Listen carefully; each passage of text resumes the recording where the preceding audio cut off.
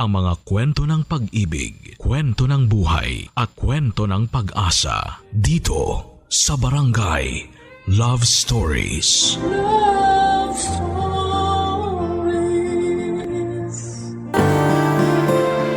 Ang pagpapasensya kahit na gaano tayo kasakit sa ulo sa ating pamilya ay matuturing na isang biyaya.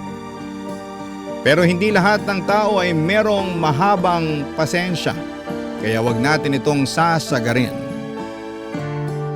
Ikaw kabarangay, mapagpasensya ka ba? Dear Papa Dudut, may kasabihan na iisa ang puno ngunit magkaiba ng bunga.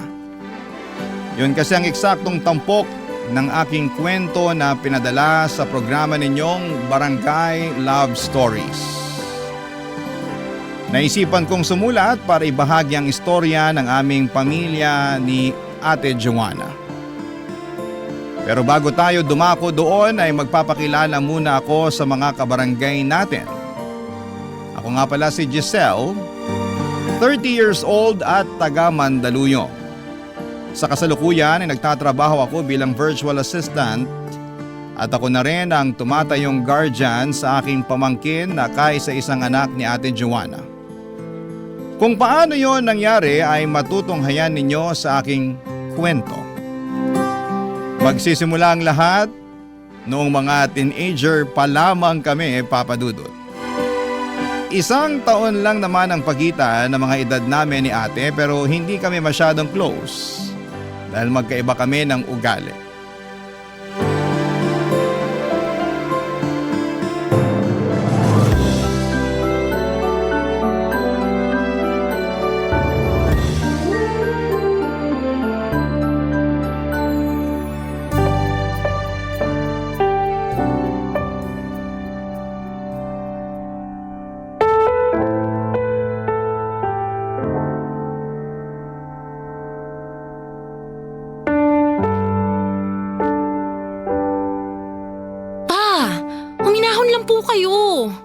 Baka po tumaas ang presyon ninyo niyan eh. Tama si Giselle. Baka mamaya sisihin niyo pa kami pag napano kayo dyan. Paano hindi ako magagalit ng husto puro ka bulakbol? Kung todo hingi ka pa naman ng baon sa amin tapos malalaman namin ng mama mo na hindi ka pala pumapasok sa eskwelahan? Siguro, sinumbong ako sa inyo ni Giselle, no? Hoy Giselle, kahit kailan napaka-epal mo talaga. Wala akong ginagawa sa'yo ah. Giselle anak, matagal mo na bang alam na nagbubulakbol lang ang ate mo? Po, naku hindi po. Ayaw nga akong kasabay ni ate pag pumapasok sa eskwelahan kaya hindi ko alam kung saan siya nagpupunta. Pwede ba, Segunda, wag mo na ngang idadamay dito si Giselle? Alam naman natin pareho na matinuyang anak natin yan at ito lang namang si Joanna ang pasaway at sakit sa ulo eh. Oh, edi si Giselle na ang anghel at ako na ang demonyo. Ate, huwag mo na nga sagot-sagutin si Papa. Sip-sip ka talaga. Pwede ba, Joanna, imbis na pinagdidiskitahan mo yung kapatid mo na di hamak na mas matino kaysa sa'yo, ayus-ayusin mo yung pag-uugali mo. Baka nakakalimutan mo na hindi lahat ng kabataan na gustong mag-aral, nakakapag-aral. Maswerte nga kayong magkapatid kasi ginagapang namin kayo ng mama ninyo para makapagtapos. Tapos magbubulakbol ka lang sa eskwelahan? Tama ang papa mo anak. Ano ba kasi nangyayari sa'yo? Bakit hindi ka pumapasok sa klase nyo? Tsaka bakit ka nagsisinungaling sa amin? Ayoko na kasing mag-aral eh. Kayo lang naman pilit ng pilit sa akin na pumasok sa eskwelahan. O anong gagawin mo kung hindi ka mag-aaral? Sige nga. Ano nga ba? O kita mo na. Wala kang maisip kasi wala ka namang isip. Sobra naman po kayong magsalita. Pa, huwag niyo naman pong pinagsasalitaan ng ganyan si ate. Ginagawa naman po niyang makakaya ni. Anong sinasabi mo dyan, Giselle? Puro nga bagsak tong mga grado ng ate mo. Asan dito yung ginagawa niya makakaya niya? Sige nga. Sorry na lang kayo. Kasi di ako sing talino ng paborito niyong anak. Sa yan lang talaga ang makakaya ko eh. Sagad na yan. Wala na akong magagawa kung binagsak ako ng mga propesor ko. Joanna naman, paano mo nasasabi ang bagay na yan? Para kang walang pagpapahalaga sa pagsasakripisyo namin sa inyo ng papa mo. Ano po ang gusto niyong sabihin ko? Nag-sorry na naman ako, di ba? Gusto niyo ba? Lumuhod pa ako sa inyo at magmakaawa na patawarin niyo ako kasi bumagsak ako sa klase? Hindi naman sa ganon, anak. Hindi ka lang pala bulakbol sa klase at walang pagpapahalaga sa amin ng nanay mo. Bastos ka rin talaga, Joanna! Ate, please. Huwag ka na kasi mga tuwiran. At bakit hindi? Sa lagay na to papayag na lang ako na pagtulungan nyo, ganun? Aba, sumusobra na kayo! Hindi ka naman namin pinagtutulungan eh. Saan naman galing yun? Sa akin lang! Yun kasi ang nakikita ko Lagi kayong nagkakampihan laban sa akin. Kawawa naman tuloy ako. Hindi yun ganon. Pinagsasabihan ka lang namin ng papa mo. Pwes, magsawa naman kayo! Paulit-ulit na kasi kayo! Arnulfo! Bakit niyo ako sinampal? Nagtatanong ka pa talaga? Napakabastos mong babae ka? Akala mo siguro mapapalagpas ko ang kalapastanganan ng bibig mong yan, ano? Pues ipapaalala ko lang sa'yo na nasa pamamahay kita at mga magulang mo kami. Kaya wag mo kaming kakausapin ng pabalang. Papa Dudut, galit si ate sa mga magulang namin. Dahil pinapakialamanan siya sa mga bagay na ginagawa niya at pinaghihigpitan ng lubusan. Pero naiintindihan ko naman na concern lamang sa kanya sina mama at papa. Kaya lang matigas na talaga ang ulo ni ate kahit na noong mga bata pa lamang kami. Pero hindi naman masamang tao ang ate ko, hindi lang talaga kami magkatulad ng ugali at prinsipyo sa buhay. Mahiyain ako samantalang makapal naman ang mukha ni ate Joanna. Mahinang loob ko at malakas naman ang sa kanya. Madaldal siya samantalang tahimik lamang akong klase ng tao. Dahil sa mga pagkakaibang yon, mas naging paborito ako ng mga magulang namin dahil hindi ko raw pinapasakit ang kanilang mga ulo. Sa kabilang banda ay may malasakit pa rin naman ako sa kapatid ko kaya sinubukan ko siyang kausapin at payuhan kahit na ako ang bunso sa aming dalawa. Naniniwala kasi ako na wala naman yon sa kung sino ang mas matanda o mas bata. Kaya lang nagalit lamang sa akin si ate Joanna at tinawag akong bida-bida. Kaya para hindi na ako ma-stress lalo ay hinayaan ko na lamang siya sa kung ano ang gusto niyang gawin sa buhay niya.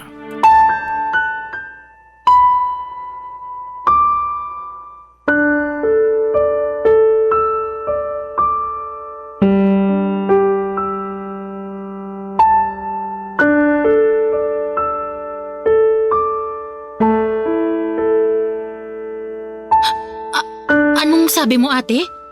Bingi ka ba o ano? Kainis ka paulit-ulit tayo. Hindi ako bingi pero nagulat ako eh. Sabi ko, buntis ako. Ate, seryoso ka ba talaga dyan? Oo nga. Tingin mo sa akin nagbibiro, wala namang nakakatawa ha? Malamang seryoso ako.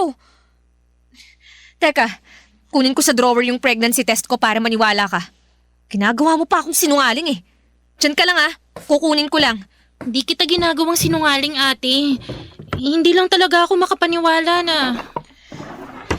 Oh, ito, nakita ko na. Ayan, tingnan mo. 3 beses ko pa inulit yan para makasigurado. Dali, tingnan mo. Shucks! Buntis ka nga! Sabi sa'yo Bakit parang ayos lang sa'yo? Hindi ka ba nag-aalala? Anong hindi? Mukha lang akong di nag-aalala. Pero natatakot na talaga ako lalo't pag nalaman to nila mama at papa. Naku, lagot ka talaga sa kanila, ate. Lalo na kay papa. Wow! Salamat sa pagpapalakas ng loob Hala, sina mama at papa na yata yun. Teka, pagbubuksan ko lang sila ng pinto. Ma! Pa! Nandito na pala kayo? O bakit parang nakakita kayo ng multo? Po! Naku, hindi po Natagalan kami ng papa mo sa pag-grocery kasi ang haba ng pila sa cashier. Tapos itong tatay nyo napaka-mainipin. Ay, Giselle, kunin mo nga itong mga pinamili namin at dalhin mo ron sa mesa. Bumili na rin kami ng hapunan natin. Sige po, ma. Ay, makaupo nga muna.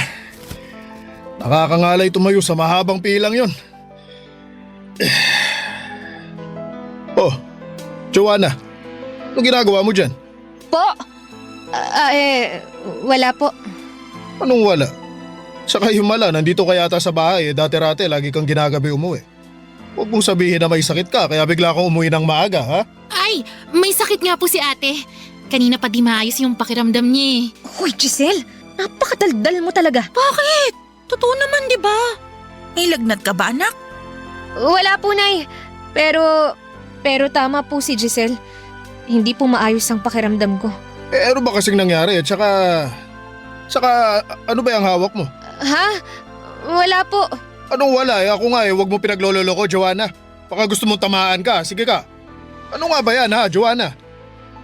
Pa, may sasabihin po sana ako sa inyo ni Mama. O ano yon, anak? Pero pangako nyo na hindi po kayo magagalit. Depende kung ano yung sasabihin mo. Ano ba kasi yun? Buntis po ako.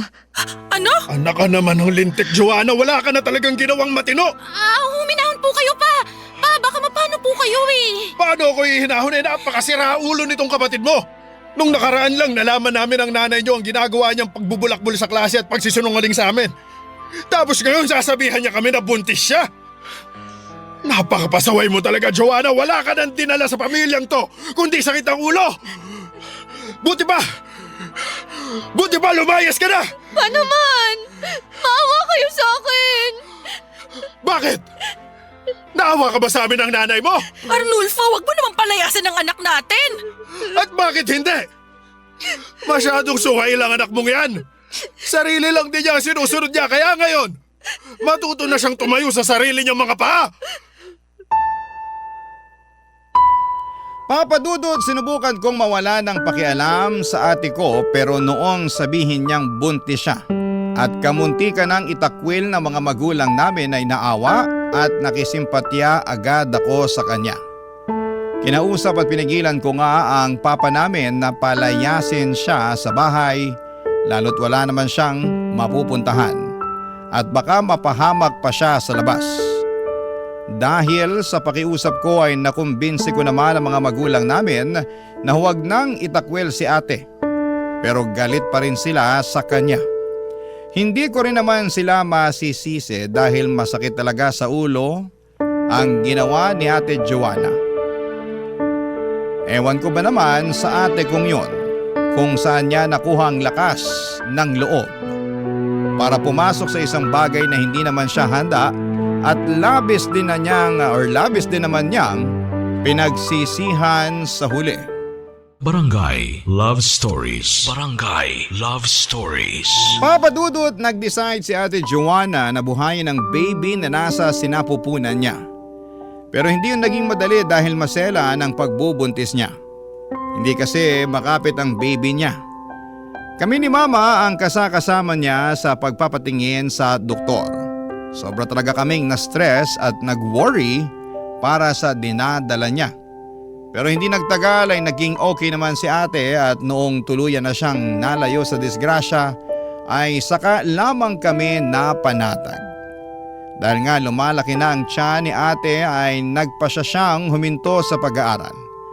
Nahihiya na raw kasi siyang pumasok gayong pinagtitinginan at pinag-uusapan na siya ng iba niyang kaklase.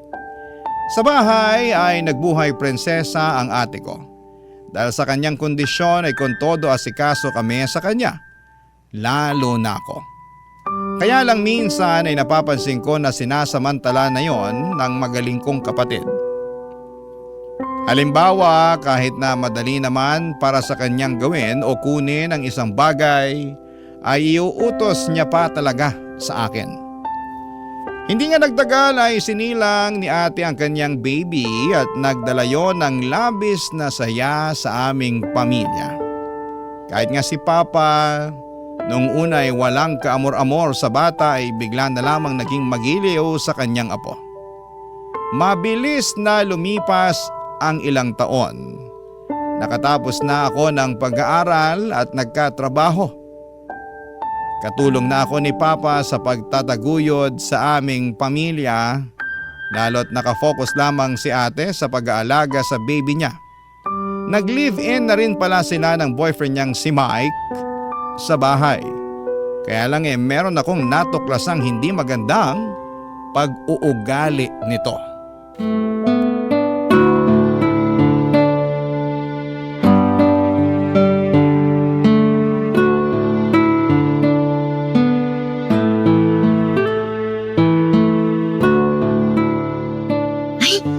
Siguradong matutuwa si Ate Joanna sa mga damit na binili ko para sa anak niya. Ang mumura tsaka ang cute-cute. Halika nga rito. Tuturuan kita ng leksyon. Saklolo! Saklolo! Tulungan niyo ako! Ate! Ate Joanna! Giselle! Giselle, tulungan mo ako! Hayop ka, Mike! Ang ginagawa mo sa ate ko! Itiwan mo siya, walang iyak ka! Aray! Aray ko! Giselle! Tigilan mo nga ako! Ang ginagawa mo sa ate ko! Huwag kang makialam dito, ha? Hindi ka kasali dito! Anong hindi kasali? Ate ko yung sinasaktan mo! Okay ka naman sa sinasaktan. Tinuturuan ko lang naman siya kung paano magluto ng maayos. Ang tanda-tanda na kasi nitong ate mo, hindi pa rin marunong magluto. Kung hindi sunog, walang lasa. Alam mo namang hindi ako marunong magluto, di ba? Kaya nga tinuturuan kita, di ba? Hindi mo siya tinuturuan eh! Sinasaktan mo siya! Hindi naman hihingi ng saklolo at iiyak yung ate ko kung hindi mo siya inaagrabyado. Isusumbong kita sa mama namin. Asa na ba siya? Ma! Mama! Wala si Mama rito, Giselle. Umalis siya, may pinuntahan. Kami lang ni Mike ang nandito tsaka yung anak namin. Ang OA mo talaga, Giselle, no? Magsusumbong ka pa talaga sa nanay mo, wala naman akong ginagawang masama. Hindi ka ba nakikinig? Gusto ko lang kumain ng masarap. Bakit hindi ikaw magluto para sa sarili mo? Bakit kailangan mo pang utusan ng ate ko? Hindi nga yan magkanda ugaga sa pag-aalaga sa anak niya. Baldado ka ba? Hindi ka ba marunong magluto mag-isa? Di magawain nyo naman yan. Kayo mga babae. At ang mga babae, dapat pinagsisilbihan ng mga lalaki. Hoy! For your information, wala na tayo sa sinaunang panahon para sa kaisipan mong ganyan. Katamaran na yung pinaiiral mo at namimisikal ka na rin. Ay, sabihin mo ate, ngayon ka lang ba sinaktan ng lalaking to? Maraming beses na rin. Anak ng tipaklong naman, no? Ang pakasumbongera mo talaga, no? Bakit? Totoo naman ah! Sinasaktan mo naman talaga ako. Sinusuntok, tinatadyakan, sinisipa. Lahat yun tiniis ko. Lahat yun sinarili ko para hindi makahalata ang pamilya ko. Kasi mahal kita at umaasa ako na magbabago ka. Ate naman! Baka mamatay ka na lang pero hindi pa nangyari yung bagay na yun. Alam mo Mike, sumusobra ka na eh. Maling-mali ka ng pamilyang binangga dahil pag nalaman ng mga magulang namin ang ginagawa mo kay ate, siguradong idedemanda ka nila. Wala namang ganyanan, Giselle. Anong walang ganyanan? Sana naisip mo yan bago mo pinagbuhatan ng kamay ang kapatid ko. Anong klaseng lalaki ka? Napakawalang kwenta mo!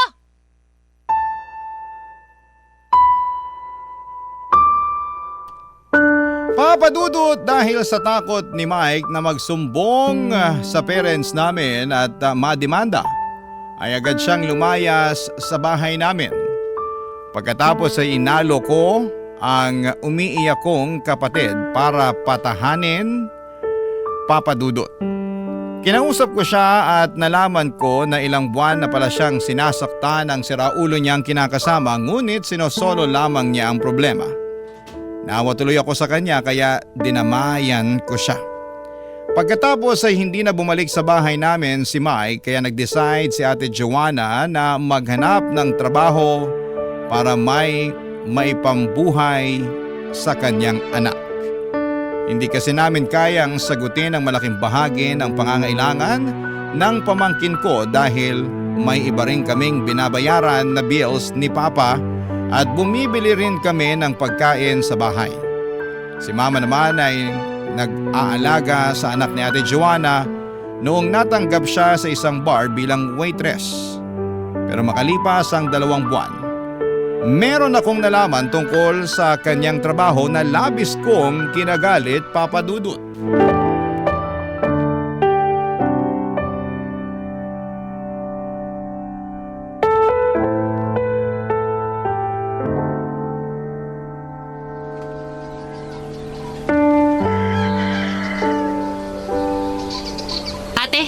Mag-usap nga tayo. Hindi pa ba tayo nag-uusap? Hindi ako nakikipagbiruan sa'yo ah. Mukha ba akong nakikipagbiruan? Tsaka bakit ang aga-agay nagagalit ka na dyan? Hindi ba pwedeng simulan mo ang araw mo na may ngiti sa labi? Hindi. Pagkatapos ng mga nalaman ko dyan sa labasan nung bumili ako ng almusal. Ano ba kasi yun? Aga-aga nakikichismis ka. Yun na nga. Wala naman sana akong pakialam kung ibang tao yung pinagchichismisan ng mga kapitbahay natin dyan eh. Kilala mo naman ako, ate. Hindi ako mahilig dyan, pero naintriga kasi ako sa pinag-uusapan nila nung tawagin ako at kausapin ng isa sa kanila eh. Si Aling Bebang, Oh, ano bang sinabi sa'yo ng babae na yun? na hindi ka lang daw basta serbidora dun sa bar na pinapasukan mo. Kasi nagbebenta ka raw din ng katawan mo. Totoo ba yun? Ibig sabihin, totoo nga! Pwede bang kumalma ka? Natutulig na tenga ko kakasigaw mo eh. Paano ko kakalma? Alam na ba to ni na mama at papa? Gaga ka ba? Siyempre hindi. Pag nalaman nila eh, siguradong itatakwil na talaga ako ni Papa. Lagot ako dun. Kaya kung ayaw mong magkagulo tayo, manahimik ka. Itiko mo yung bibig mo ha? Ate naman, bakit ka naman umabot sa ganong bagay? Isa doon ako kumikita ng malaki eh. Palalagpasin ko pa ba yung tsansa? Napakaliit ng sinusweldo ko sa pagsiservidora. Kailangan kong maghanap ng malaki-laki ang kitaan para mabili ko ang mga pangangailangan ng anak ko. Ate, marami namang ibang trabaho dyan eh. Yung hindi mo kailangan magbenta ng katawan. Tumigil ka nga, Giselle. May makarinig pa sa'yo dyan eh. Ikaw kasi, masyado ka kasing padalos-dalos. Hindi ako padalos-dalos. Tsaka pinag-isipan ko naman to ng maraming beses bago ko ginawa. Wala lang talaga akong choice. Lalo't mag-isa na lang akong bumubuhay sa anak ko. Alam mo, kasalanan mo talaga to eh. Paano ko naman naging kasalanan yan? Hindi ko sana to papasukin kung di mo tinakot si Mike na ipapademanda mo siya. Sana, hindi umalis ang damuhong yun. Eh di sana, may katulong ako sa pagtataguyod sa anak namin ngayon. Pero ate, sinasaktan ka niya. Pag hinayaan mo siya na gawin yun sa'yo, eh baka mapatay ka na niya. Gusto mo bang mangyari yun? Alam mo, tama si Mike eh. Ang OA mo. Tingin mo naman papayag akong mamatay. Eh di naulila na ng maaga yung anak namin. Ay naku naman. Isip-isip din, Giselle. Hindi yung puro bugso lang damdamin ang pinapairal mo. Kaya ka siguro ganyan kasi wala ka naman sa posisyon ko. Anong ibig mong sabihin? Ni hindi ka naman iniwan ng kinakasama mo. At wala ka namang binubuhay na anak. Kaya pwede ba, Giselle? Huwag mo na lang akong pakialaman, okay? Kung gusto kong dumiskarte sa ganitong paraan, hayaan mo na lang ako. Buhay mo na lang ang pakialaman mo. Huwag na yung sakin. Kasi nakakapikon ka na eh. Sa lahat na lang ng bagay na ginagawa ko ay nandyan ka. Masyado kang pakialamera. Kanya-kanya na lang tayo para walang gulo.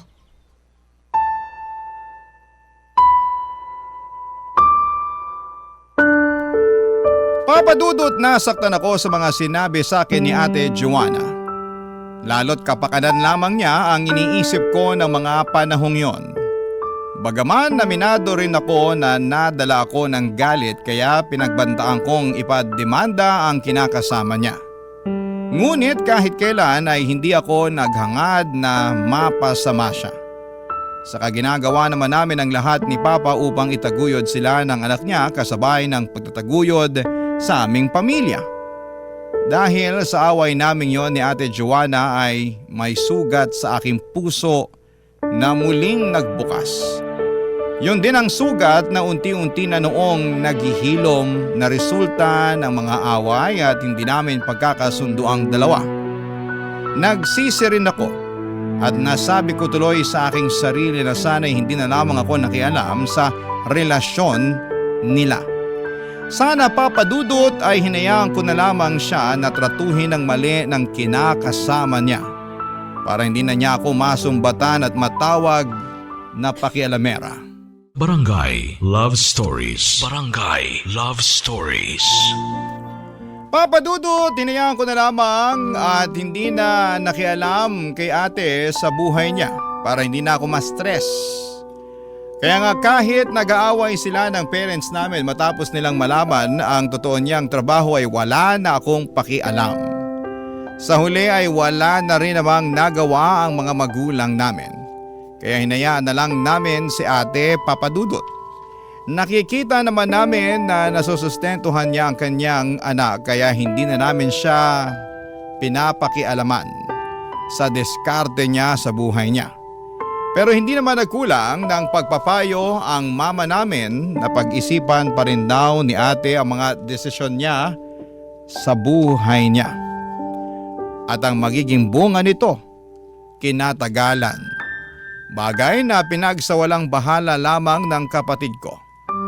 Tapos ay hindi nagtagal ay napansin na lang namin na nagbubuhay dalaga na siya. May mga punto na kasi na hindi na niya inaalagaan at inuuwian ang anak niya kesyo abala siya sa ibang bagay. Pag nasa bahay naman siya ay hindi niya inaalagaan ang kanyang anak. Kaya nakakasama ng loob dahil kawawa naman ang pamangkin ko, Papa Dudut. Dahil sa mga napansin kong yon ay kinumpronta ko ulit siya.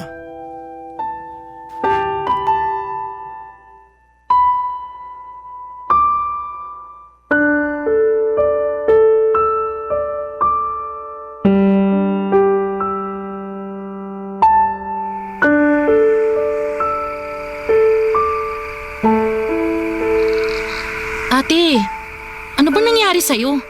Bakit ang dami mong pasa at kalmot? Sinong gumawa niyan sa'yo? Huwag kang maingay. Baka marinig ka nila mama at papa. Natutulog na sila oh. Hinaan mo lang yung boses mo. Paano ko hihinaan? Nag-aalala ako. Napaaway ka ba? Sino nakaaway mo? Oo eh. Napaaway nga ako. At si Bebang ang gumawa nito sa akin. Bakit naman sa'yo ginawa yan ni Aling Bebang? Huwag ka nang maraming tanong. Napaka-chismosa mo. Tsaka, bakit bigla kaya ata nagkaroon ng pakialam sa akin, ha? Eh nung nakaraan lang halos di mo ko kinakausap. Natural, magkapatid tayo. Tsaka pagkatapos ko makita yung mga galos mo, kalmot at pasa nag-alala talaga ako. Tsaka umiwas lang naman ako sa'yo nun kasi nakakasama ka ng loob Alam mo kahit kailan, masyado ka talagang maramdamin, Giselle. Sagutin mo na lang kasi ang tanong ko, ate. Bakit sa'yo ginawa yan ni Aling Bebang? Eh paano? Nahuli niya kami nung asawa niya na naglalampungan dun sa motel na pinagdalhan sa akin ng kulokoy na yun. Natiktikan pala kami ng asawa niyang dambuhala kaya huli. Ano? Ate naman! Bakit ba? Alam mo naman na trabaho ko to, di ba? Oo nga, pero asawa pa talaga ni Aling Bebang ang kinalantari mo. Nakakaloka ka naman Eh anong magagawa ko kung naglalaway sa akin yung asawa niya? Lagi ko nga yung nakikita sa bar na pinagtatrabahuhan ko Yun pala, lihim na akong pinagnanasahan. Kaya nung inalok na ako ng malaking pera, hindi na ako nagdalawang isip Kaya lang di maingat Nabugbog tuloy kami pareho ng asawa niyang balyena. Kanina, dambuhala. Ngayon naman, balyena. Tigilan mo na nga panlalait ng tao, ate. Tigilan mo rin ang pagkukunwaring mabait. Alam kong hindi ka rin malinis, no? Kaya huwag kang magbanal-banalan dyan. Anong pinagsasabi mo Kumpara naman sa akin, grabe ang pinaggagawa mo. Hindi mo na naisip ang kahihiyan ng pamilya natin nung pinasok mo yung trabaho mo. Pati yung anak mo. Ano na lang ang sasabihin niya pag lumaki na siya at nalaman niya na ang nanay niya pakawalang babae? Wala akong pakialam. Tsaka subukan lang niyang ikahiya ako. Ibabalik ko siya sa matres ko. Teka nga, bakit ba masyado kang OA, Giselle?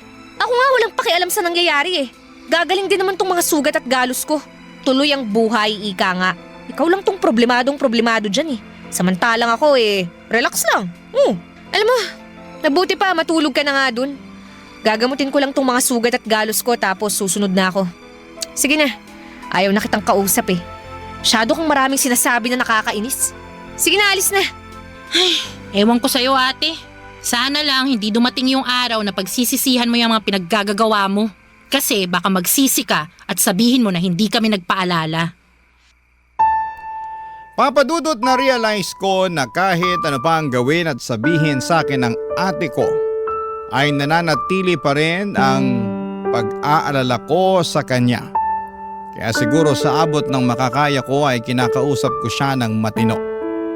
Kaya lang bastos ang kapatid ko at pinapalabas pa niya na kami ang masama dahil nakikialam daw kami sa kanya.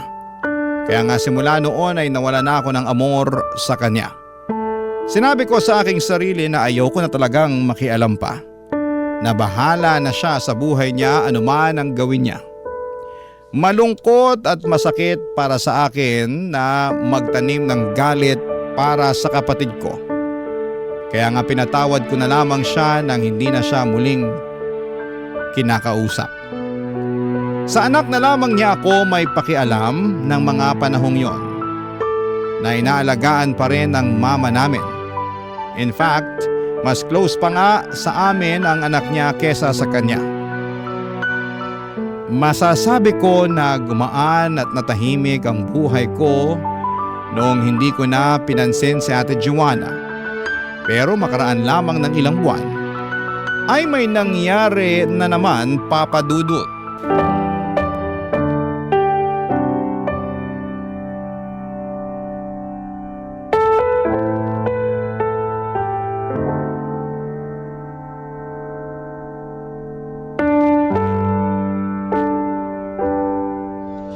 Ate, bakit mo naman ginamit ang number ko para gawing reference ng mga pinagkakautangan mo? Ay, sa akin tuloy sila tawag ng tawag. Huwag mong sagutin. I-block mo. Problema ba yun? Dali-daling solusyonan pinoproblema mo. Ewan ko ba naman sa'yo? Tingin mo di ko ginawang bagay na yan? Pues ginawa ko na yan bago pa ako nagsabi sa'yo. Pero ang dami pa rin kasi talagang tumatawag eh. Araw-araw ibang number. Meron pa ngang nagbabanta sa akin na kapag hindi ka raw nagbayad, ako nang sisingilin. Hayaan mo lang sila. Hanggang pagbabanta lang naman ang kaya ng mga yan eh. Tsaka, bakit ka nila sisingilin? Ako naman ang nangutang. Ayun na nga, ikaw ang nangutang. Ang dami mong utang. Saan mo ba ginagastos yung mga perang yun? Pwede ba? Wala ka nang pakialam dun. Anong wala? Dapat meron akong pakialam kasi ako ang binubuisit ng mga pinagkakautangan mo. Hayaan mo. Babayaran ko rin naman sila eh. Paunti-unti lang. Mahinang kalaban.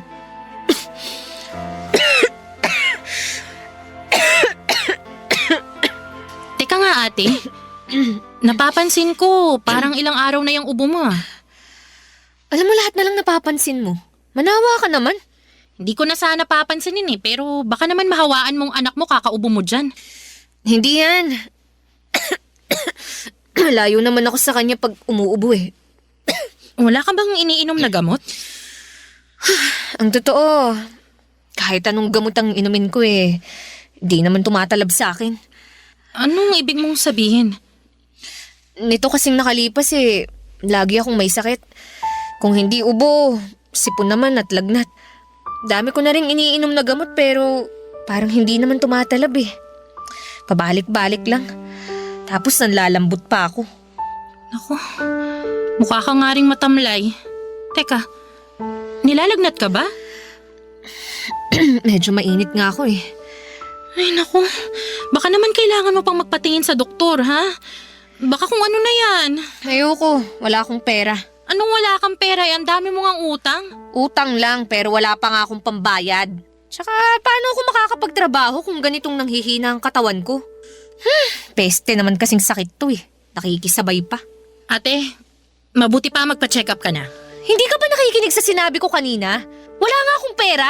Basta, ako nang bahala. Anong ikaw na ang bahala? Ako na magbabayad pang pa-check up mo.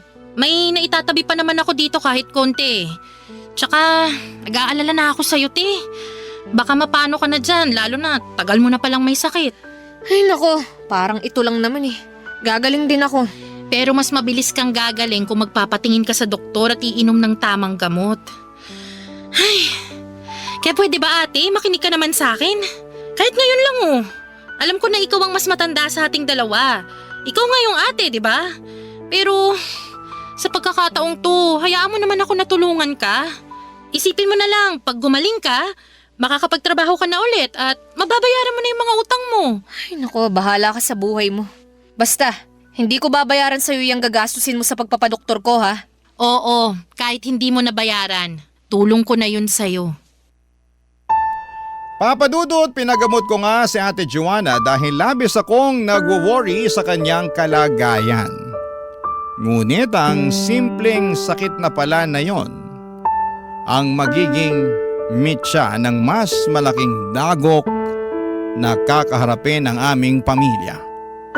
Kasunod kasi noon ay nagkaroon siya ng iba't ibang sakit na komplikasyon na pala ng mas malalang sakit na meron siya ng panahong yon.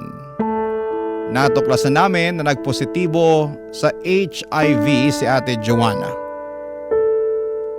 Gumuho talaga ang mundo namin nang malaman namin ang totoong sakit ni Ate Joanna na posible niyang nakuha dahil sa trabahong pinasok niya. Sobrang sakit para sa amin. Lalo na kina mama at papa na makitang unti-unting nagiging matamlay si Ate Joanna. Habang tumatagal kasi ay humihina ang kanyang resistensya ng dahil sa sakit niya. Ilang taon ding nakipaglaban sa sakit niya si ate bago siya bumigay at tuluyang natulog sa kamatayan nito lamang 2024. Naulila niya ang kaisa-isa niyang anak, ngunit nangako ako sa kanya bago siya mawala na aalagaan ko ang pamangkin ko. Mamahalin at hindi pababayaan. Alam ko na kahit papaano ipanatag na ni Lisa ni Ate Joanna ang mundong ito. Yun ang rason kung bakit ako na ang tumatayong guardian ng pamangkin ko. Mahal na mahal ko siya at kahit na may hindi kami pagkakaunawaan ng mama niya noong araw ay sinantabi ko na yon. Mas nanaig kasi sa akin ang pagpapatawad at pag-ibig, lalo na at kadugo ko sila at pamilya kami. Hanggang dito na lamang po ang sulat ko, Papa Dudut. Maraming salamat po sakaling mapili po ninyong basahin at itampok sa programa po ninyong Barangay Love Stories. God bless and more power sa inyong istasyon. Ang inyong forever kapuso at ka-barangay, Giselle. Anong say mo sa Barangay Love Stories na ito? Pagkwentuhan natin sa comment section yan.